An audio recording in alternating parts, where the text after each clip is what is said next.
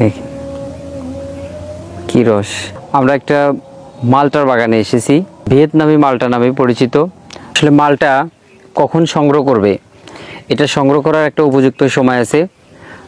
এটা অনেক সময় চাষি ভাই টাকার জন্য সে কাঁচাই বিক্রি করে দেয়। মালটা ম্যাচুর হয়েছে কিনা, পরিপক্ক হয়েছে কিনা, এটা আমরা কিভাবে বুঝবো? এটা বোঝার দু একটা লক্ষণ আছে। আমরা একটা মালটার বাগানে এসেছি, এই জাতটা ভিয়েতনামি মালটা নামে পরিচিত। আমরা যদি এর একটু ধরন দেখি, যে দেখেন একটা গাছে কত মালটা ধরেছে, এই যে এইখানে প্রচুর মালটা। আসলে এই মালটাটা খুব টেস্ট এবং এর ভিতরে অনেক রস। আমরা যদি একটা মালটা কেটে দেখি, একটু কাটেন দেখি একটা মালটা। এই যে এই মালটাটা এখনো এটা ম্যাচুর হয় নাই। এটা ম্যাচুর হইতে, পরিপক্ক হতে আরও সময় লাগবে। তো আমরা যদি দেখি আসলে এই মালটার রস কতটুকু, এই যে আমরা যদি দেখি, এই দেখেন রস,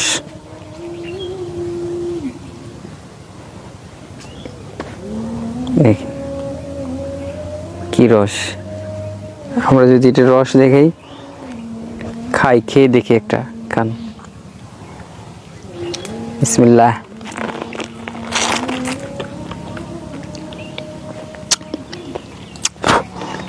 এটা প্রচুর মিষ্টি এবং প্রচুর রসালো, যদিও এটা এখনো পরিপক্ক স্টেজে যায়নি। এটা এই মালটাটা পাকতে এটা হচ্ছে জুলাই মাস, আগস্টের 15 তারিখ যাওয়ার পরে এই মালটাটা হারভেস্ট করলে তাহলে এটা পরিপক্ক মালটা পাওয়া যাবে। আসলে মালটা কখন সংগ্রহ করবে, এটা সংগ্রহ করার একটা উপযুক্ত সময় আছে। এটা অনেক সময় চাষি ভাই টাকার জন্য সে কাঁচাই বিক্রি করে দেয়, কিন্তু যে একবার কিনে নিয়ে যায় সে হয়তো খাওয়ার পরে দেখে যে পাকে নেই, সে কিন্তু আর খেতে চায় না, এই জন্য তার বাজারটা নষ্ট হয়ে যায়। মালটা আমরা কখন সংগ্রহ করব?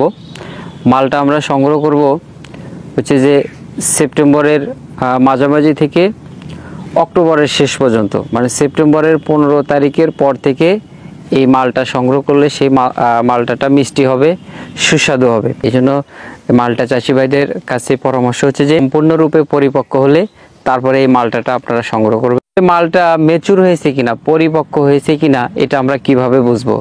এটা বোঝার দু একটা লক্ষণ আছে। যখন মালটা পরিপক্ক হবে তখন এই মালটার গাটা মসৃণ হয়, খসখসে যে ভাব থাকে এই খসখসে ভাব থাকবে না।